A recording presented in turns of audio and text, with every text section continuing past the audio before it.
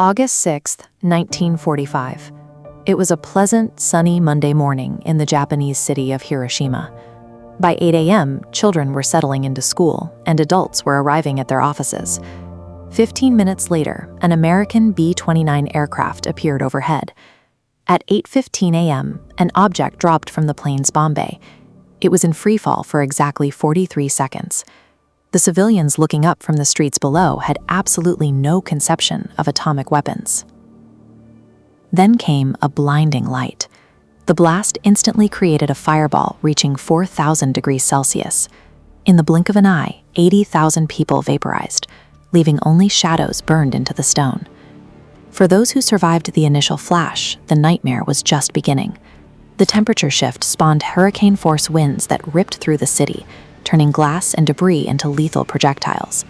When the winds finally calmed, the sky went dark, and clouds formed from the toxic dust. It began to rain thick, black grease.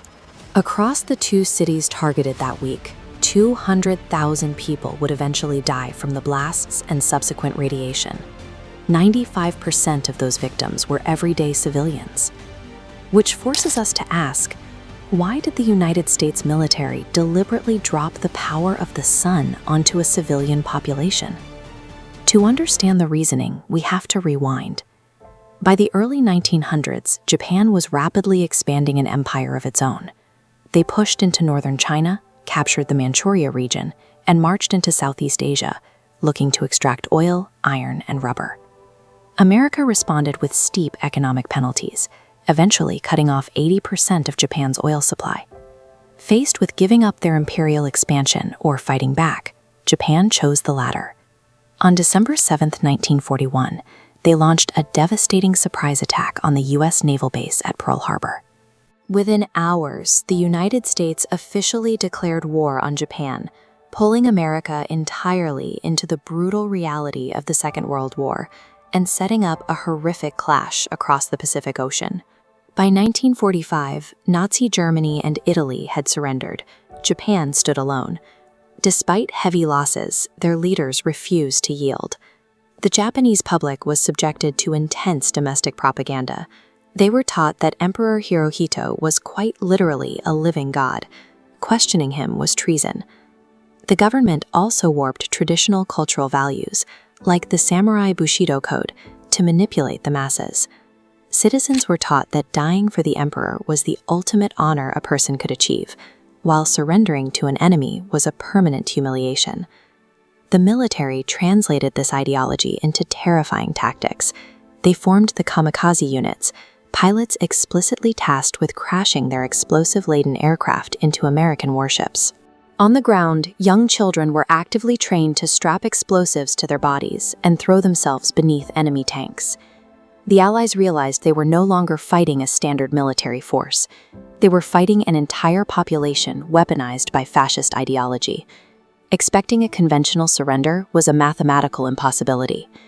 America got a direct preview of a mainland invasion during the Battle of Okinawa in 1945. It became the bloodiest conflict in the Pacific. The human cost was staggering. 12,000 American soldiers died taking the island. On the Japanese side, continuous suicide attacks and a refusal to surrender resulted in the deaths of 110,000 soldiers and over 100,000 Okinawan civilians, a full quarter of the island's population. Facing these numbers, American military heads mapped out Operation Downfall, the full-scale ground invasion of mainland Japan. Based on the fanaticism witnessed at Okinawa, they estimated a mainland war would stretch on for a decade and cost the lives of up to 1 million American soldiers. In the middle of this planning, President Harry Truman received a top-secret briefing. Scientists working on the Manhattan Project had just conducted a successful test of the world's first atomic bomb in the New Mexico desert. Truman finally had an alternative to the ground war. In July 1945, the Allied forces issued the Potsdam Declaration, demanding Japan's unconditional surrender and warning of prompt and utter destruction if they refused. The Japanese emperor rejected the terms. Days later, Truman authorized the nuclear strike. Dropping the bomb became a deliberate, chilling equation. The US government calculated they could trade 200,000 Japanese civilian lives to keep 1 million American soldiers from dying in the mud. Even after Hiroshima was completely wiped off the map, the fanatics in the Japanese Military Council refused to call a meeting. To them, it was just a bigger bomb. The emperor still refused to yield. In response, on August 9th, the United States dropped a second, more powerful plutonium bomb on Nagasaki, instantly killing 40,000 more people. But the atomic bombs were not the only pressure point. Hours before the strike on Nagasaki, the Soviet Union unexpectedly declared war on Japan and sent thousands of tanks invading into Japanese-held Manchuria. Cornered by two superpowers, the Japanese Supreme Council finally met to vote on surrender. The result was a 3-3 deadlock. The council asked Emperor Hirohito to act as the tiebreaker. He agreed to surrender. Japan's surrender followed the total collapse of their defensive strategy. They were now trapped between atomic annihilation from the sky and a massive Soviet invasion from the north. Today, if you walk through Hiroshima or Nagasaki, the modern architecture hides the blast radius, but the human scars lasted generations. Survivors dealt with massive spikes in cancer rates, radiation sickness, and children born with severe disabilities. Throughout his entire life, President Harry Truman never apologized for the bombings. He maintained they were an absolute necessity, a violent blessing that stopped the war and prevented 1 million further deaths on the beaches of Japan.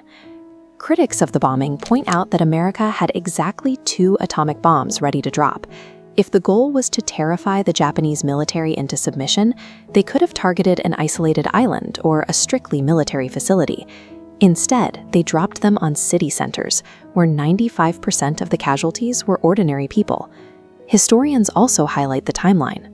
If the Soviet invasion of Manchuria is what actually tipped the Japanese Supreme Council into a tie-breaking vote, the second bomb dropped on Nagasaki was entirely unnecessary. America simply needed to wait a few more days. To frame this horrific calculus, a US psychologist later proposed a grim thought experiment. If a leader wants to kill thousands of civilians to save their own soldiers, the nuclear launch code should be embedded inside a living volunteer.